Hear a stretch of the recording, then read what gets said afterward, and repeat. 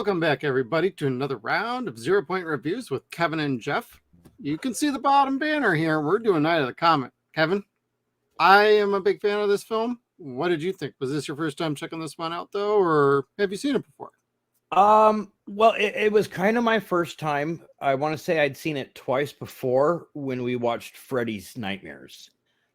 But otherwise, no, I've never ever seen this before. Yeah, I got this on a VHS tape, like probably elementary school from my Aunt Mary. She gave me a cassette tape. She had HBO, and she recorded this, Last Starfighter, and a couple other fun sci-fi movies. I think The Wraith was on the tape too. Back then you could squeeze like 3 or 4 movies on there, depending on how good the tape was and how extended play you could really get. But yeah, I'm pretty sure it was crammed with those 4. And this was one of the ones I watched on loop. I loved it. And I'm a big fan. Catherine Mary Stewart, Kelli Maroney, Richard, Mr. Beltran, or I'm going to say Chakotay during this because that's basically what I mostly know him as, is Chakotay. And it's a fun cast. And I have a grand time watching this. I own like every version of it. I have original DVD from MGM. I don't have a VHS, never really did. Those are kind of pricey. But I got the Scream Factory, and I threw my original DVD disc in there. Ah, nice. And I got the recent 4K, which I know that somebody else on our podcast has and show.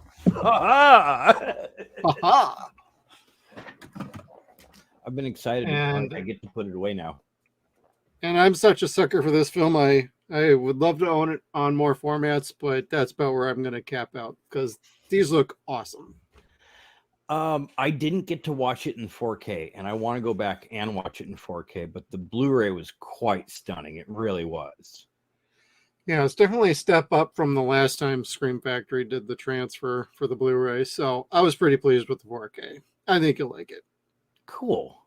Yeah, it's one that I can watch while the kids are around, and that's one of the nice things about it. Oh, like you said, you got it when you were a kid when it first came out. Well, yeah, most people initially think when they hear this movie and they're like, well, isn't that like a horror movie or something? No, it's end of the world. It's more comedy with a little horror in it, but it's largely science fiction, a post-apocalyptic comedy. Yeah, it's 2 girls in the valley. I mean, freaking end of the world. They survived it. They run across a couple living things and whatnot, and basically that's what they deal with. You know, this movie, I wasn't sure what they were trying to make. Yeah. So I mean, yeah, it is comical. It's quite comical, but it's also very serious. Like I can't say it doesn't take itself seriously, but it's not self-aware where it's going to be spoofy or anything like that. No. Yeah, it definitely feels like at times the movie's fighting against itself as far as like tone and direction. If you watch some of the behind the scenes making ofs, they get into a little bit of that. Like there was some butting of heads between the director and the production company and whatnot. But ultimately what we got was still a fun movie, but it definitely at times it feels like it's competing against itself for where it really wants to go versus what it's actually doing. But at the same time, it's still an enjoyable movie. Hopefully, if they had ever succeeded in this being a real successful film, if they had been able to do a sequel, maybe they could have honed in on the direction they wanted to with a second one. We never got that. It's unfortunate. I would love to see Kelly and Catherine back on screen as a duo. I think that'd be great follow-up now. I don't think that'll ever happen, but there's rumors abound for years that they're gonna do something with this, whether it's a reboot or loose sequel or Rubeatquel. I don't know what they want to fucking call that shit. Where they reboot it and it's a sequel at the same time. I don't know. A reboot. Don't know, don't care. But you know, I'm super happy with this movie, and I'll focus on that. Would you want a sequel or anything like that, or care if it gets rebooted? A little bit. So, and here's why. To your point, there was a lot going on in this movie. So yes, it was competing with itself. And some things that they were trying to do, some stories that they started came to fruition. Others didn't.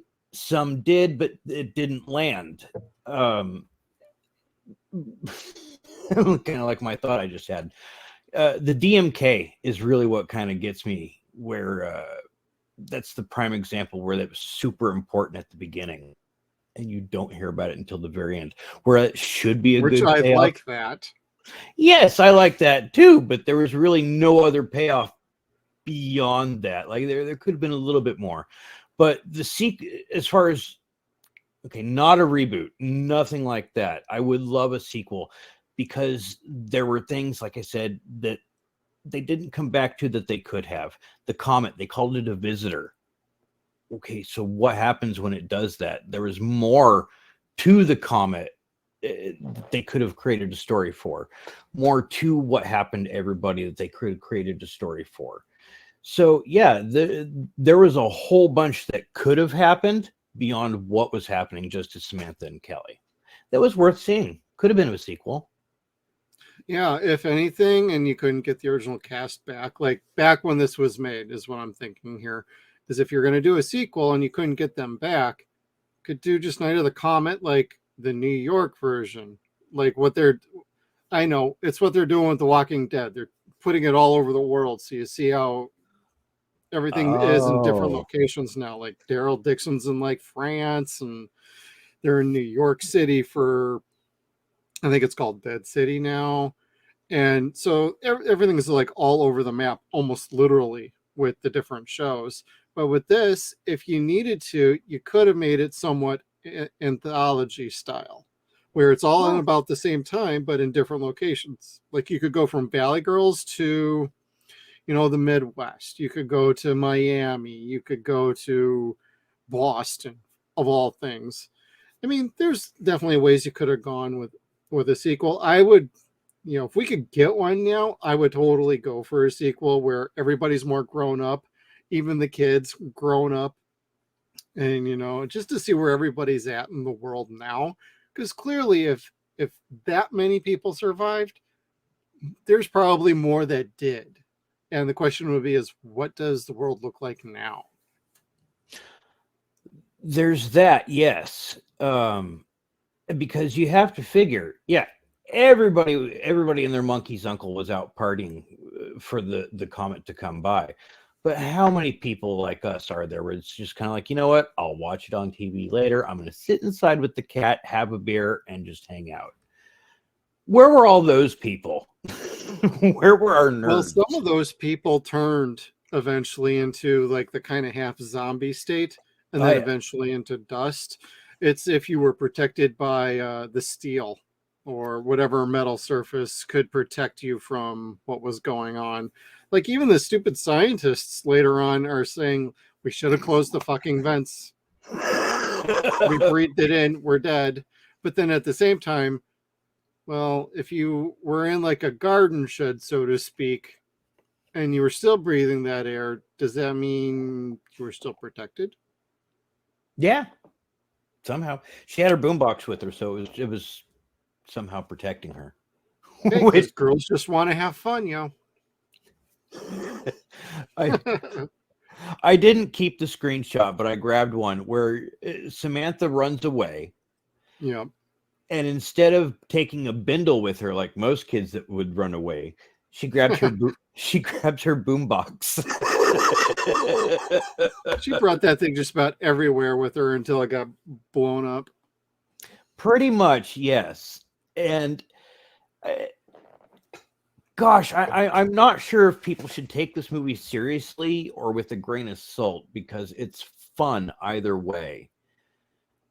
If you take it seriously, Samantha is a fucking character and a half. Like complete Valley Girl that's a destruction machine. Like her dad is a general in the military. she's a military brat and has like excessive gun training, military training, CQC, whatever you want to call it. And she's a spark plug. But ditzy. It's got to have the psst, psst going on all the time.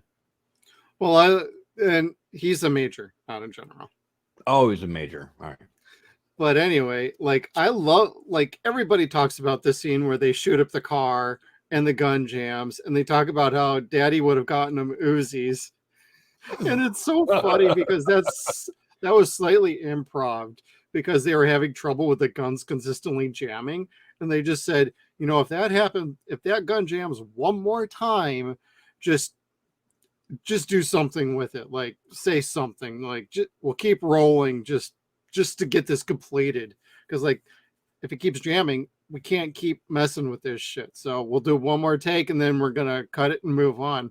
And then what you see in the movie is basically what they went with, because she's like, that's the problem with these things, they keep jamming.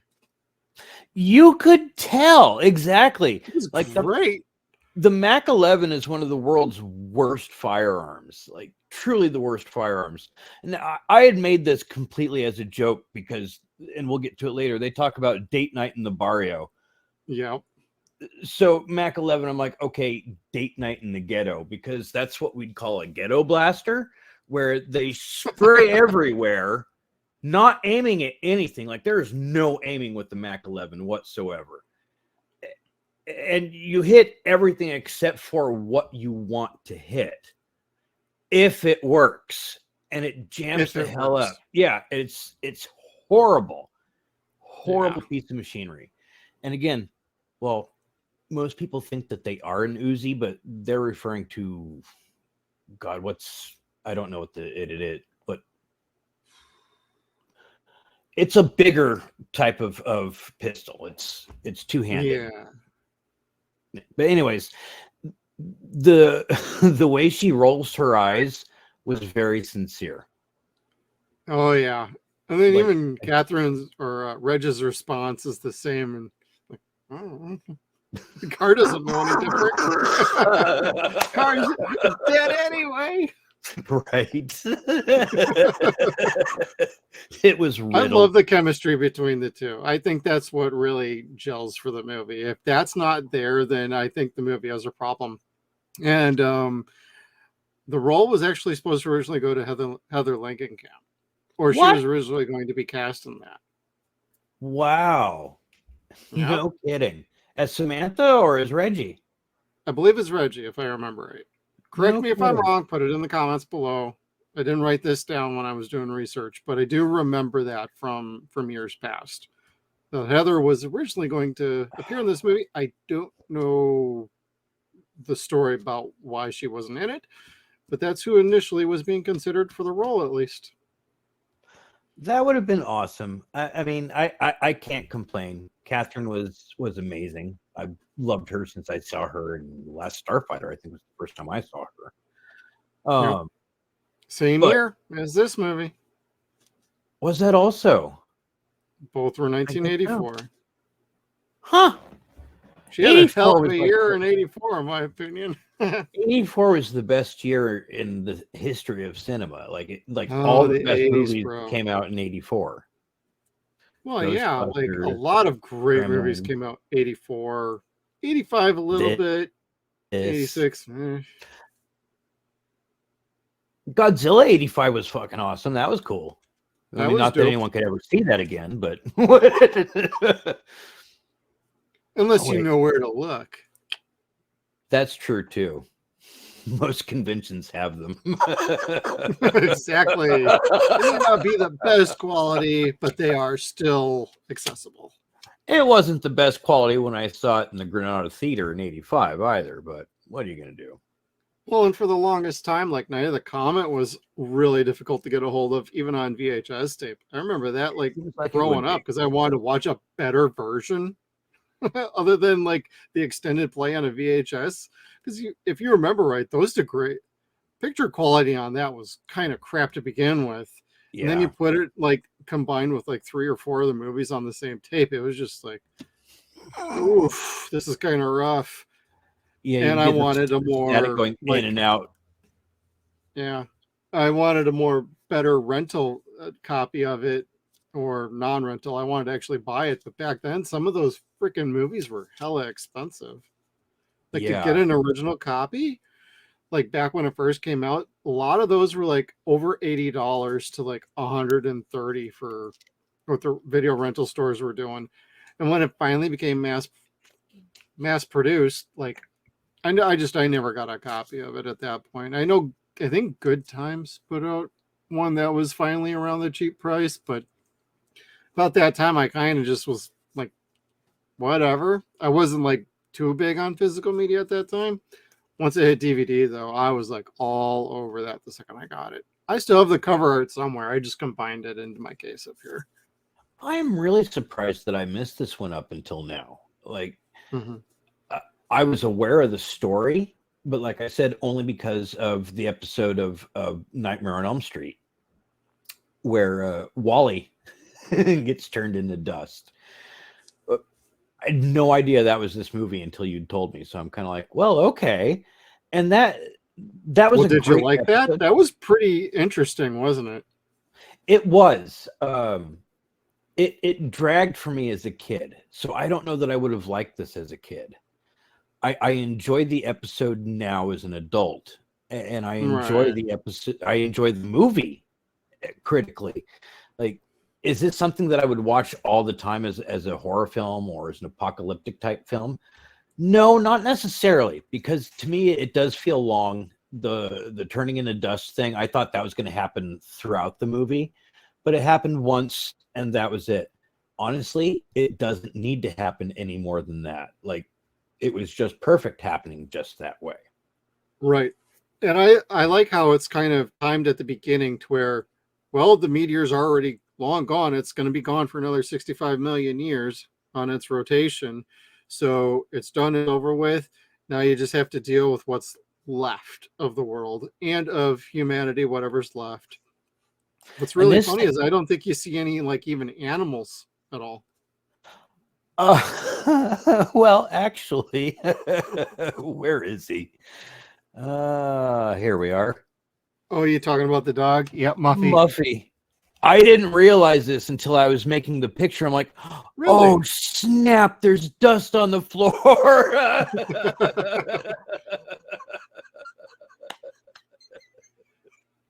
It was naughty. Like, this movie really was naughty in a lot of ways.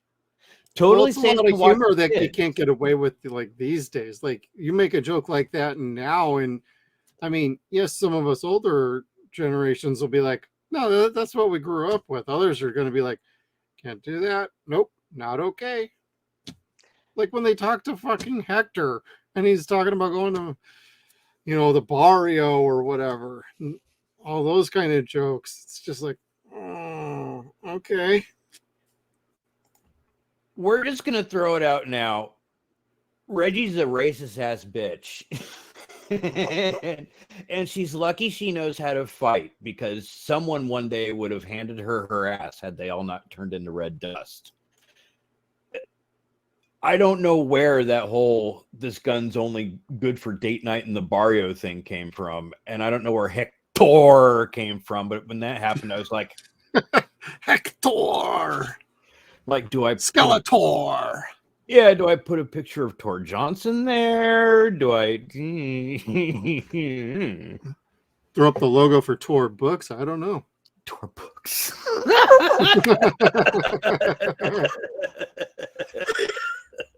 Like, just color. Maybe they handled the novelization of the book of the movie, but I don't know. But look, another one of the things that I noticed when it, not during the viewing, but during the pictures or coming through the pictures, was in the stepmom's dust. Oh, the nails. Yeah. Her press-on nails are all there. And Chuck's shoes. Don't forget Chuck's shoes. Was that his shoes? Oh, Yep, it was. Because Reggie picked up the shoes. Oh, and she's like, Chuck? Not anymore. That is the meanest thing I've ever made, where she's out there going, "This is Doris." The best. She won the movie in that moment. And Chuck, not anymore. They're all gone. And what does Samantha do? She just casually looks around, steps back, closes the doors, and goes to make a smoothie. She takes she's it just for like, how it this is. can't be happening. This can't be real. And she has a meltdown of her own kind. Samantha's a card, though, dude. I really liked her. Yeah, Samantha was really the levity of the movie for me. I mean, I liked Reg and what she brought. You know, she's supposed to be the big sister anyway. She's more the 18-year-old. And, you know, clearly they're both military brats because they can take care of themselves other than the idiots in the mall. I think, honestly, if they weren't taken too much by surprise by them, they could have smoked them all. Well, yeah, and that that was kind of a thing. First of all, the shopping, we'll call it for what it is, the looting montage. It was under $900, dude. And it's California. Just saying. They go looting in their chonies. Like, here it is. I'm not going to complain because she's absolutely stunning, especially in that hat. Yeah. But the bad guys were very non-threatening, completely non-threatening.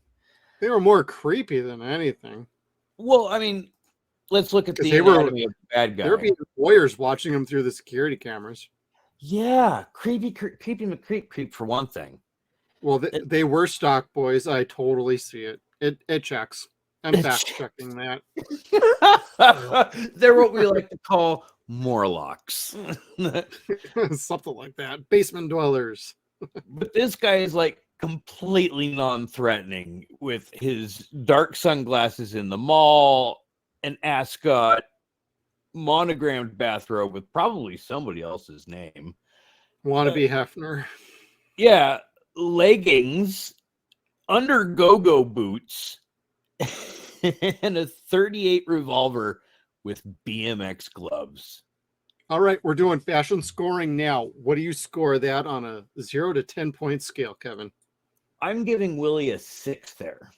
Only a 6. Ooh, I'm going to go a 5.5. I think he just misses the seasonal garb that is necessary for this time of the year when the apocalypse happens. He's missing a little orange. Well, he does. Orange. He gets a little bit better once, he gets the fedora going. Then he get the whole like Nazi Gestapo look. I call it the Skeletor Nazi look.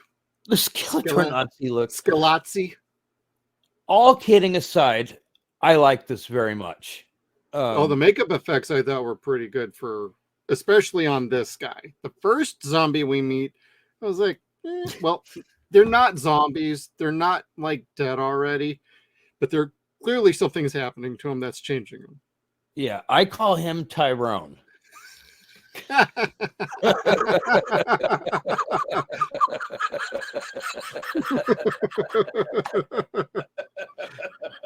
Where's the Dave Chappelle joke when you need one? Oh my god. I'm sorry, but he looked just like all ashy and everything. Okay. Oh, hot sauce. Oh, yeah, but he looked cool. But something I didn't notice at first when she goes, oh shit, that's not. She threatens him to kick his ass, and you're like, okay, she's trying to talk out her ass, but no, she beats the fuck out of the thing. He's holding. Yeah. I'm sorry. That meat that he was holding is Larry. That's all that was left of her boyfriend. Dude was hungry, yo. Clearly he had a couple Tide Pods and just needed to go to town. Some bath salts, something. Yeah. What do you think about the way that they were able to articulate talking? Because they weren't really zombies, were they? Yeah, not zombies. Clearly most people attribute the zombie thing to that first one, he's eating like Larry, of course, but like it almost reminds me a little bit of like what is it, 28 Days Later, where it's like a rage virus. Like these guys were partially protected from the comet. They inhaled or ingested something. However, that really worked, we really don't know. I'm assuming inhalation of the particles, and it starts to alter them. I think ultimately it leads to them turning into dust. I mean, that's not really clear in the movie. It doesn't really say that, but not really zombies, but it does. There's a metamorphosis going on. I think their lifespan is dwindling and they're seeking out like food sustenance of some sort. Yeah, I think baser instinct kind of thing. Mm-hmm. And it happens. It's the same thing, but much slower. You're like, yeah, well, that sucks. Everyone went through that really fast. Yuck. Although at the end, yeah, like one of the main military science guys, he goes from like rubbing his eyes to 10 minutes later, he's like turning the key. Let's get blown up.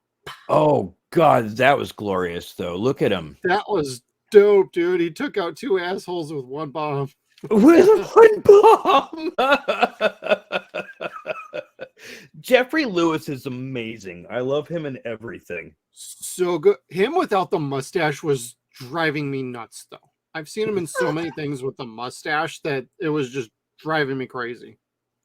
I'm used to it's just this time. Every other time I've seen this movie, it's never bothered me. But to be honest, I haven't watched this movie in like 2 years. And I've seen a bunch of other things that he's been in since then. And so I'm like, well, the mustache or the goatee. And he's clean fucking shaven. And I'm like, oh my God, grow it fucking back. Grow the mustache back. Mustache Club, yo. But he was a great asshole. He was fantastic. Does it show the glasses here? No, it doesn't. This is just before. Mary. Yeah, Mary Warnoff was amazing in this. Total swerve. I loved her. So much better than her bit in Killbots, because she actually had a role in this one. And she got to work with just about all of the cast. She didn't have too much with Catherine or Reg, but she got to work with Samantha, Beltran, and, Jeffrey. She got to work with just about the entire cast. And, oh, man, she fit this movie. I wanted more of her. I did too. If it could have been moved around, switched around, taken another character out, given her some of those attributes, I thought she was great. I really felt like her character was a little not utilized as well as it could have been, but her character did serve the storyline purpose. And unfortunately, she had to put herself down in the end. Now, did you see that swerve coming with Samantha? The first time you ever saw this movie? No, I didn't. I did not. I'm just saying. He's like, far out, man. I had a few drinks. I'm ready for a nap. Yeah. She was living her best as she was going out. And it's weird to think she was wearing the glasses not because like it's making her eyes more photosensitive, but because her eyes were starting to turn like Jeffrey Lewis's or Willie's there too. Yeah. But no, I thought she gave Samantha the blue pill like she was supposed to, and it really kind of seemed she was being really believable. So I didn't see that coming, especially with her killing herself. I was like, well, shit, she's thorough to the end. Yeah. She has a commitment to sparkle motion that's unrivaled. That's pretty good. I like that. Yeah, the first time I ever saw like the twist with Samantha, like when I remember this vividly.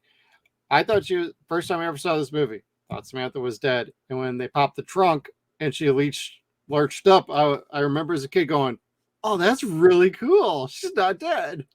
She's a zombie now too. Brains.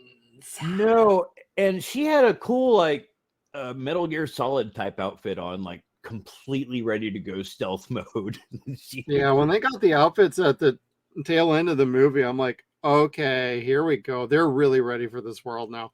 And then a few minutes after they leave the freaking science facility, you got Reg and Hector and the kids all doing pictures, and I'm like, oh no. It was terrible. It was very 80s. It was done on purpose, but yeah. Oh, making them look like they were going to Sears to get their photos taken. Yeah. Yeah. The outfits that they had infiltrating the base, Sam's was really cool. Yes. Hector's made my jaw fucking drop hard. Like Miller Lite that made my jaw drop. I'm like, oh. Chicote. The champagne of beers. At least it wasn't a Budweiser or Bud Light. Should have been a Coors. I drink Coors Light, so I can't judge. I crack a can so you go. I can't slam it too hard. I got like 3 computers around me. Like, I'm gonna nuke something if I whack it. Now I want to. Damn it! You want to go Stone Cold Steve Austin up in here? Oh hell yeah! Well, I'm gonna go grab 2 of those 16-ounce cans. Whack! See what happens.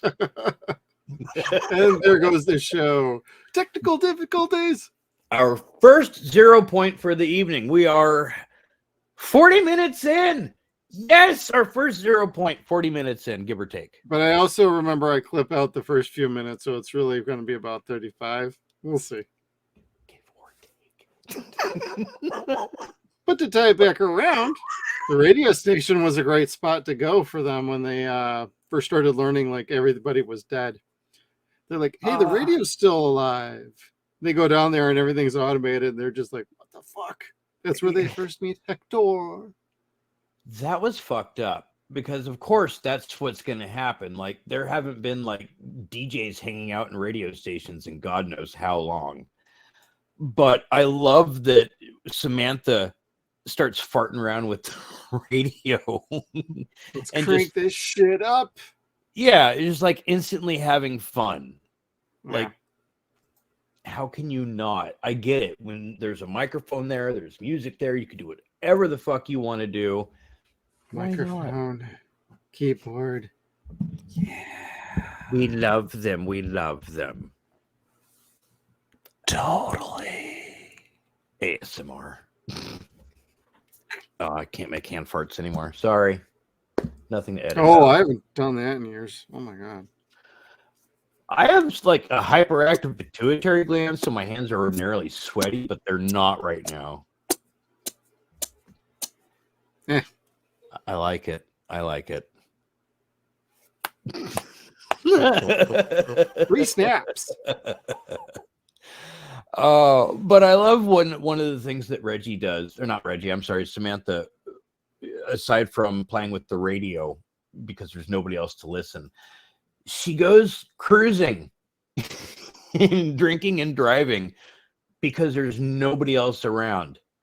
Sounds really fun, but really, kids, most drinking and driving accidents or single car accidents, don't do that at home. Only do that playing Mario Kart. That's our public service announcement, and knowing is the entire battle. That's true. Anyway, I just bought the entire series of G.I. Joe, so forgive me. It's like right over there. It's right. Ideas for future content. Sorry. I haven't even opened it yet either. Anyway, next 0 Probably point. the same brick that I have that I just opened recently, and I started to watch a couple. I'm like, oh man, the good old days of the 80s. Yes, I think so. I ordered that, and I ordered the movie because I very much want to have Sarge want to have Sarge autograph it for me if I can one day. That would be cool. Salute. We do salute the Sarge. He's awesome. Yep. That was our third 0-Point. And there's no military to tie this back into. I'm sorry. The only like It's more of a science like oh no, they're called a think tank. That's right. That's right. Because at the beginning of the movie they talk about how the greatest minds had the forethought that this was more than just a coincidence of what happened 65 million years ago. And they still didn't think of everything. No. Yeah, I love how she's asking. For a think tank, they had a few holes in the tank. So you guys are geniuses? We thought so. But you didn't close the air vent. Nice. Details. Logistics. There was probably $10,000 to flip the switch to do that. That could have been a problem with the congressional hearings later. Well, how many people would that have happened to in the Cold War? Should nuclear fallout have ever happened? People that had their own I dug my own fallout shelter. Like, how many people would have eventually this happened to? I don't know. We almost got a house near here. Well, not almost got a house, but we almost looked at a house that had a little fallout shelter on the property. Cool.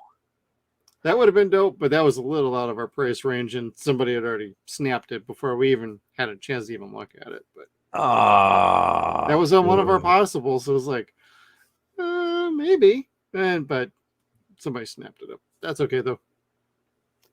That's one of those things where you'd be like, you know what? I'm turning it into Burt Gummer's Rec Room. That's all it's going to be. That was a little bit of my thought. I was going to maybe turn it into a little podcast studio. That would have been pretty dope. True. Except you'd have to get like an antenna above ground to run cord down for your internet. Well, it certainly beats a movie projection booth or the back of a semi truck for Hector, who had a girl, and that didn't work out so much for him. What happened to her? Or Steel Shed. What happened to Hector's girl? I don't remember what he said. They went to go get gas. They came across some of those half-human, whatever they were turning into. And when he found her, she had took off running, lost track of her. When he found her later, she was already half-eaten. Oh, well then. She took a wrong turn at Albuquerque. Yep. And he took a wrong turn and went to San Diego for no goddamn reason, which is like a 4-hour drive, or nowadays probably 3. And he was still back by nighttime to figure out, hey, where the fuck did everybody go? Kinda, but that cruiser that he was in, that was a nice looking car. Again, extremely racist and stereotypical, but very nice car. Very nice. Could have at least been a lowrider bumping up and down when he got to the security installation. Hey, come take a look at my ride. Well, yeah, and even he was throwing on a Mexican accent, like, hey, man, come check out my ride. It's like, oh, dude, no, we don't need that. Don't do this to yourself. Hey, you like girls? Man, that does not age well. Trying to entice the guy from behind the fence. Hey, you like girls, right? Come over here. I got something for you to look at. And I'm like, oh no. That totally does not work today. When he gets the military guys or the think tank guys to chase him, this was the best. He's like, fuck you guys. Well, he completely freaking stops. He's like, hey, you. I got something for you right here. And Reggie's like, can we please drive? They're coming right now. What are you doing? And then he just keeps on lingering and lingering. And then the blow up. The explosion was fantastic, by the way. They definitely put the money into that. Yeah, everyone's looking like, ooh, fireworks. 4th of July. And yeah, Sam's face is looking like she's looking at beautiful shooting stars up in the sky, fireflies. Yep. And it's Hummers exploding, Jeeps exploding, all sorts of rancid shit. It's great. Later, bizaches, we out. Yeah, and then that's kind of the ending for for those people anyway, that chapter. Yeah, who's to say that there's not other think tanks or anything else going on out there? But Well, again, that's we what don't know. we were saying earlier. A sequel would have been okay. This is a movie that a sequel would have been appropriate for. It would have Yeah, and opened up. Good. no, you go.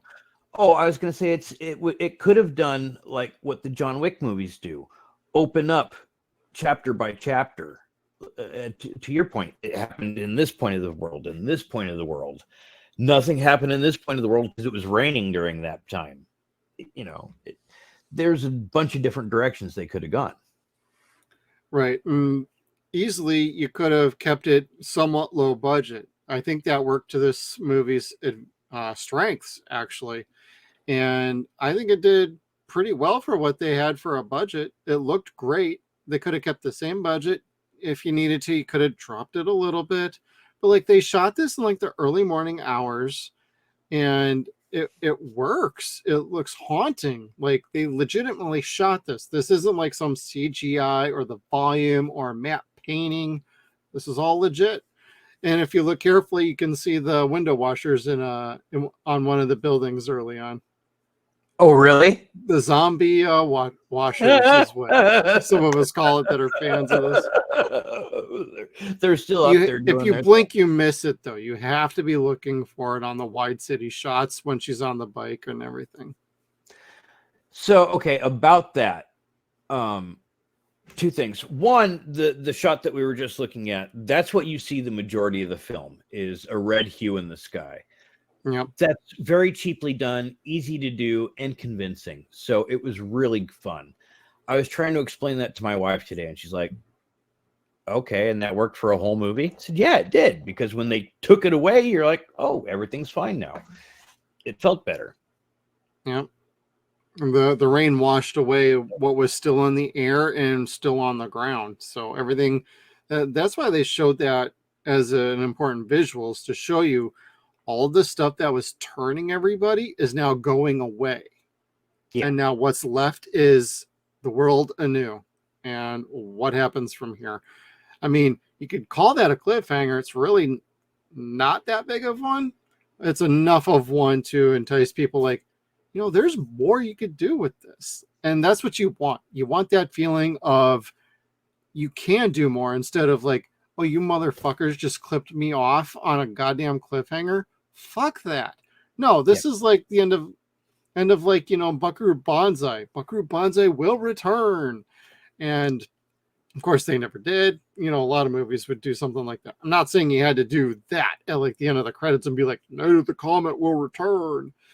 But, you know, this is the kind of like good ending that makes you want more instead of feeling like you need more. I could respect that. Because again, a lot of things were happening. The rain came, washed all the toxin away. People are going to start to come out. Things that are mutating will continue to mutate. Yeah. Life is going to change. This was basically where they kind of get the idea for Thanos' snap.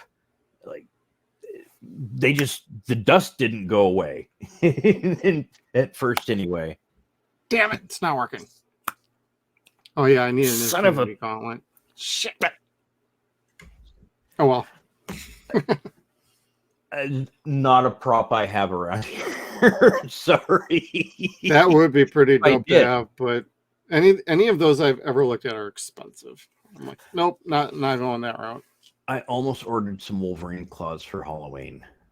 Ooh. Almost, but then I was kind of like, my kids are redonkulous and run up behind me. My dog is redonkulous and run up behind me.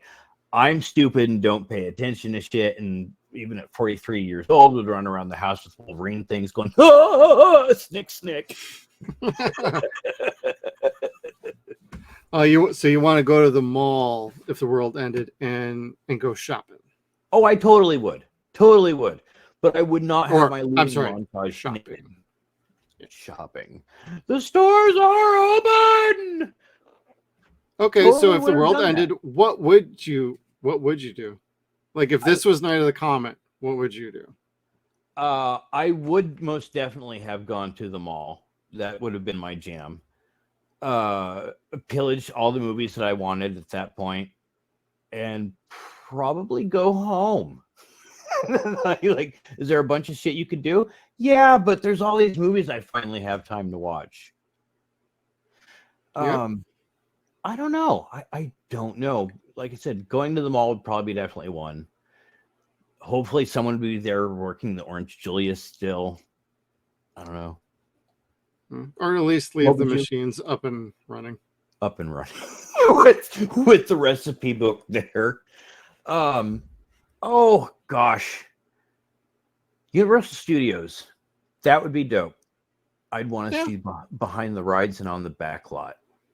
There you go.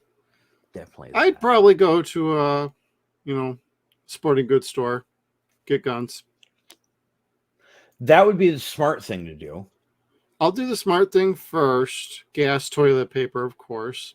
You never know if going to get a pandemic going in the post-apocalyptic landscape. So definitely get that toilet paper, paper towels. And then I'll go screw around and probably go to like baseball stadiums, football stadiums, cruise around Hollywood, what's still left of it,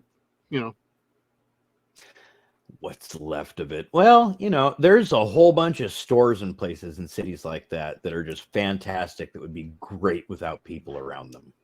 Yeah. Oh, and I would probably buy that Corvette, Lamborghini, Porsche. I'd finally buy all those cars I've wanted my entire life. I would just leave an IOU. Really? Well, I just drop off a penny and be like, okay, thank you. Bye. Give or take. Hey, no interest, low payments. Right? That means 1 penny. I got my sports car. It guzzles gas from one county to the next. Goodness, Indeed. that would be fun. That would be fun. At least until the car ran out of gas, because gas are coming short supply then. But I would also do, like I said, aside from the just excessive movie watching, playing a lot of video games. Yes. I would most definitely get arcade cabinets. I'm addicted to arcade games. Always wanted them. I love 1-Up, but I can't really justify putting much of them in my house. They're too small. But a full-size arcade? Hell yeah. Hell yeah. Now you're talking my language. That would be dope. The T2 arcade. Yes. That's what I want.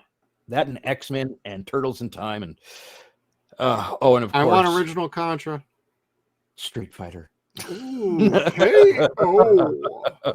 Oh God, Doris. Oh my God. Like if there was a reason to call like child support services, Doris she was something else. Like she was a pistol. Jesus. Yeah. Who knows who this kid is, but she was making out with him here. Chuck. No, that's not Chuck. Oh, it's not? No, this is Chuck with his hand in the honey pot. Oh, so I guess she had her hands in a few different things. Yeah. In the neighborhood. Yeah, I was like, well, shit, okay. She gets around.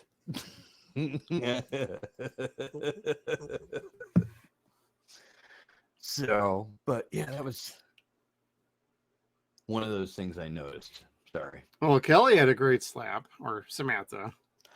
They both had great slaps. Like one came after the next. And then the punch. Well, again, we were talking about Dave Chappelle.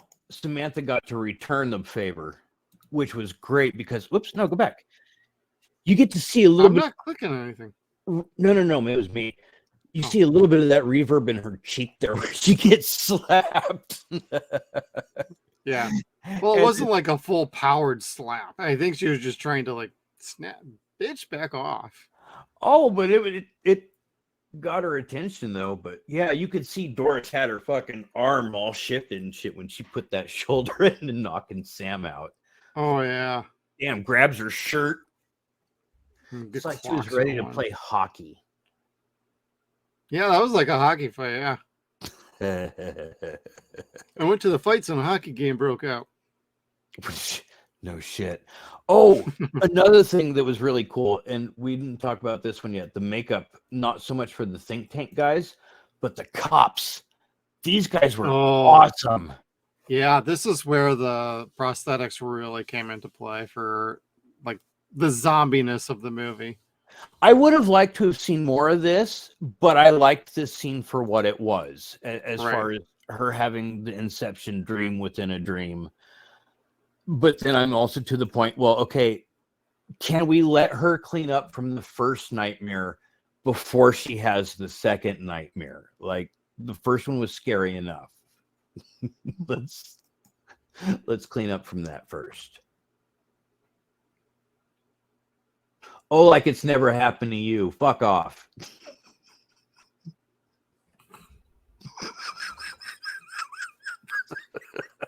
You said it, not me. Never trust a fart. Never trust a fart. Oh no, Edge is taking over my computer right now. Go away. Of this day, I see clearly. So anyway, yeah, to your point, at the end, it's not anticlimactic whatsoever. Like, there's this great big wonderful fireworks explosion. Then they have their epilogue of they're like this 80s family. They get married, they adopt the kids, and Samantha's telling them to hurry the hell up. And she's like, well, we're waiting for the light to turn. And she's like, there's nobody here. And they're having this argument like, we don't cross on red, trying to make an example to the kids. Oh, yeah. And it was at this point where I'm finally like, okay, this is where I have to stop the movie. Well, they did stop the movie. Yes, but I stopped it before that. They stopped it after the whole, like, Samantha finally got a man part. I stopped it here because I thought to myself, wait a second, she's getting all up on her morals. This is the person who agreed less than 24 hours prior to take a hot shot in the butt for $15. It's true. So again, where does she get off talking about we don't cross on red? She took that hot shot in the butt for $15. And worse yet, she didn't even get the $15. Larry got eaten first. Well, yeah, he never got the film print back that he loaned out for $110. What was it? It came from outer space in 3D, yes, I think it was. It came from outer space. Which was also the book that Garrett Graham was reading in Chopping Mall. Yeah. Or Killbutts. See, I love like the back and forth and a lot of that as far as detail work goes. There is a lot of that in last week, this week, and next week for 0-Point reviews. People are gonna be like, this is a great trilogy that we're doing that has no ties to it other than some of the cast members. Yes, exactly. And it's all fun. Like, not a single one of these movies that we're going to talk about in the next 3 weeks or within these 3 weeks are bad.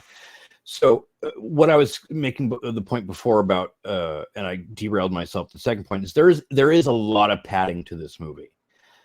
So much padding. The first moment where Reggie's going out to explore LA, there's a 7-minute span of no talking, her just driving around to a song that's not like dust in the wind, and looking to see everything that's not there anymore.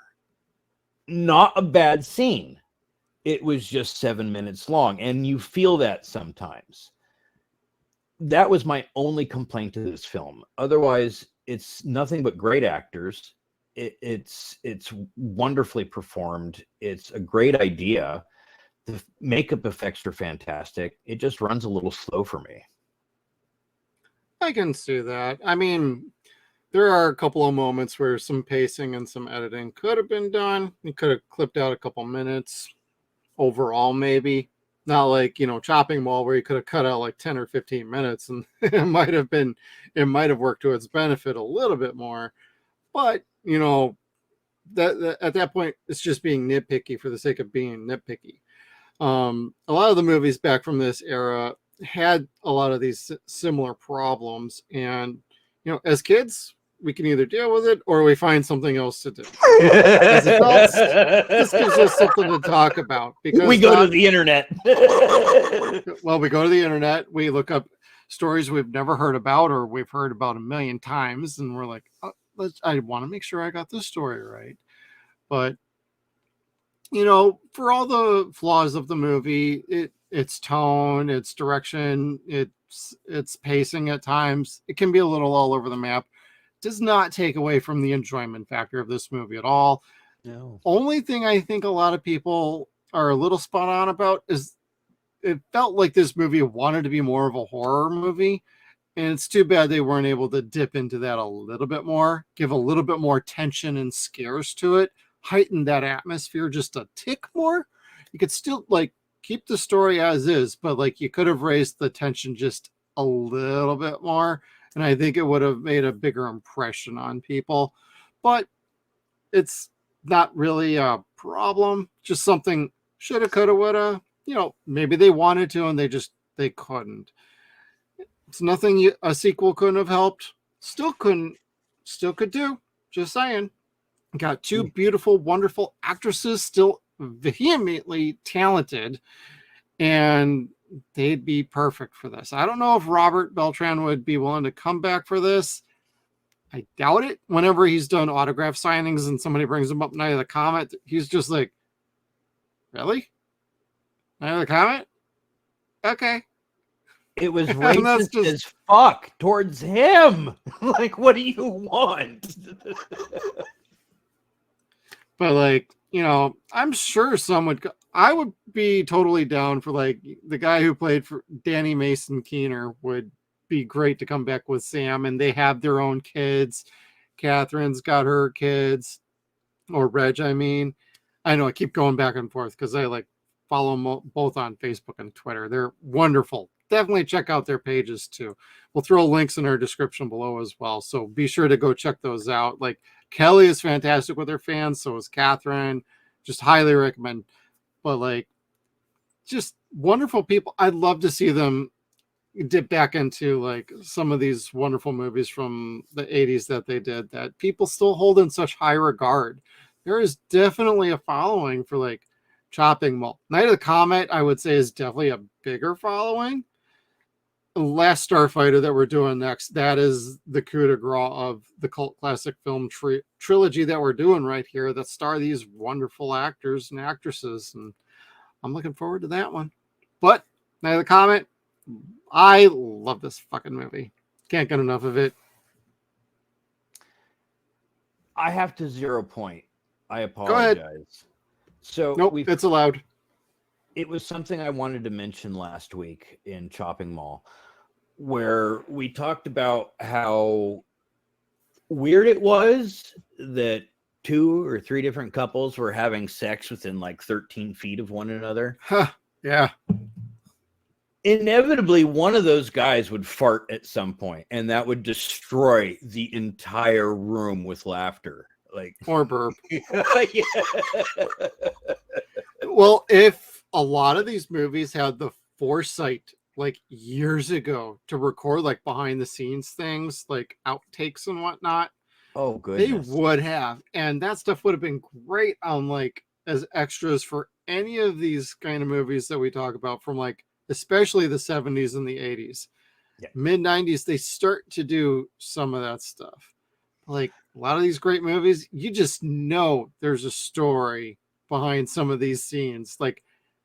There's no way they just did 20 takes and they played it straight the entire time. There was no goofing off, no fun stories or pranks or giggling in the background because somebody made a joke. Cut! I said shut up.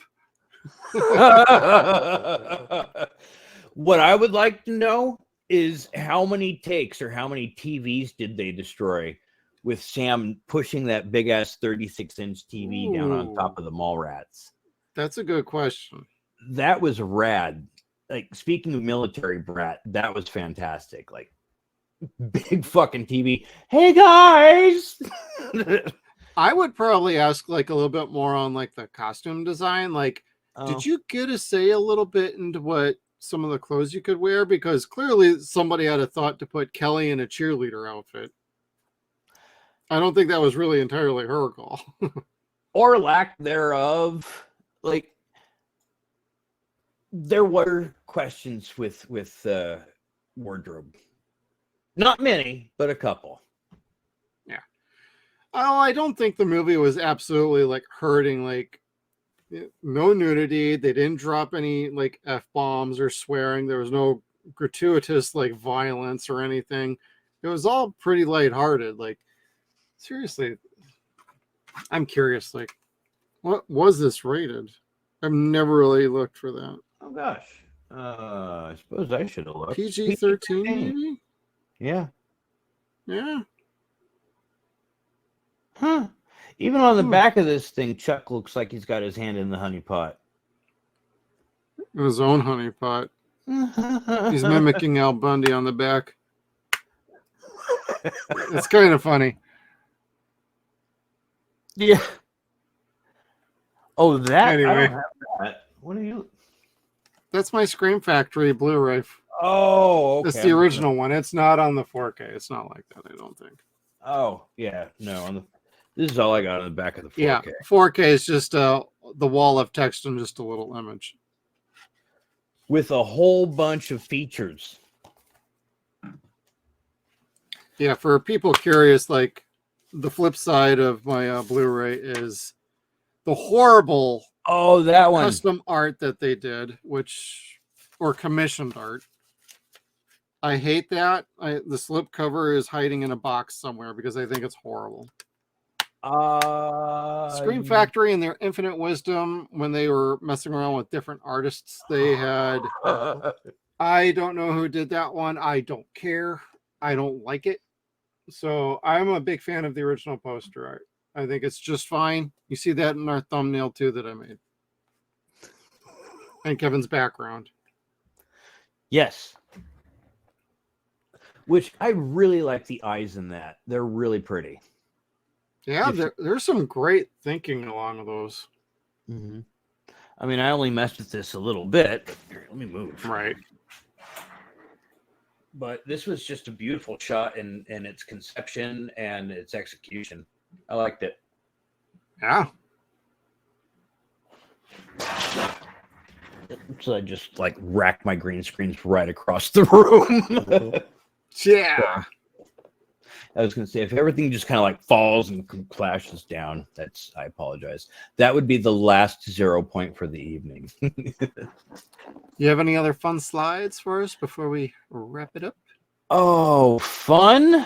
Let's see. Do I have anything? Or any you were missing that you want to show our fans and audience members? Oh, gosh. I'll say this. I'm glad we didn't have like some smarmy scientist in this. One that was completely like, I knew this the entire time. You're all going to die and I'm going to escape and be a foreshadowing villain in the next one. Yeah, right. I'll get you. we get that at the end of the next time as well. I'm gonna burn that in my head for the rest of the night. You're Hector welcome. has a gun that he could shoot this zombie kid with, and in all his courage, instead of shooting the kid, he grabs his mom's bird and throws it at the kid. I taw, little kid.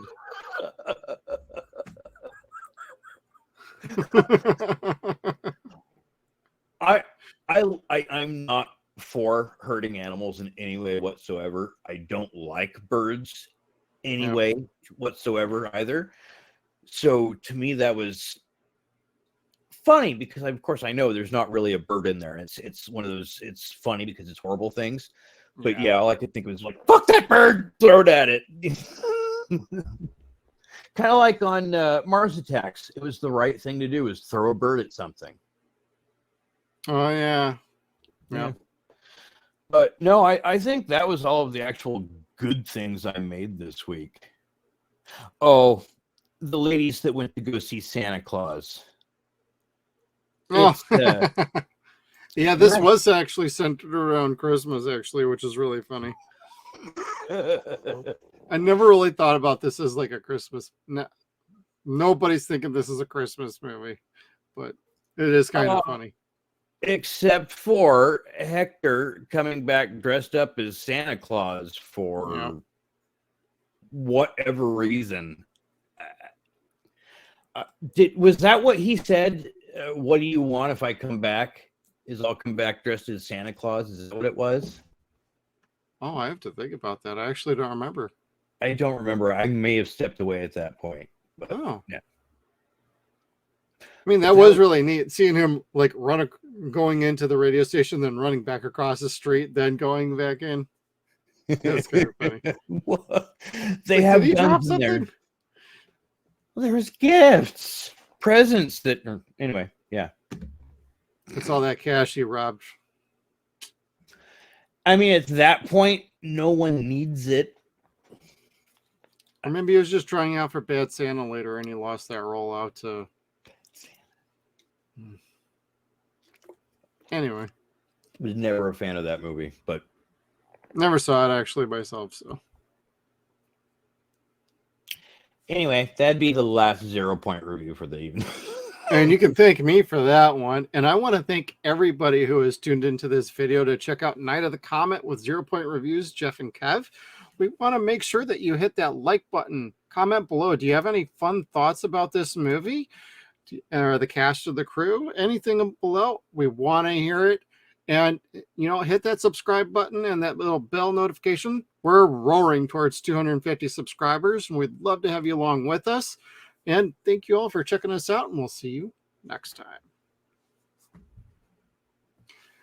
One more thing. Ah! Make sure you check us out on all of our social media platforms. We got Facebook, Twitter. We are at Suns and Shadows. We're also on Instagram at Suns and Shadows Cast. We are at SunsAndShadows.com. Thank you again, everybody, and we'll see you down the road.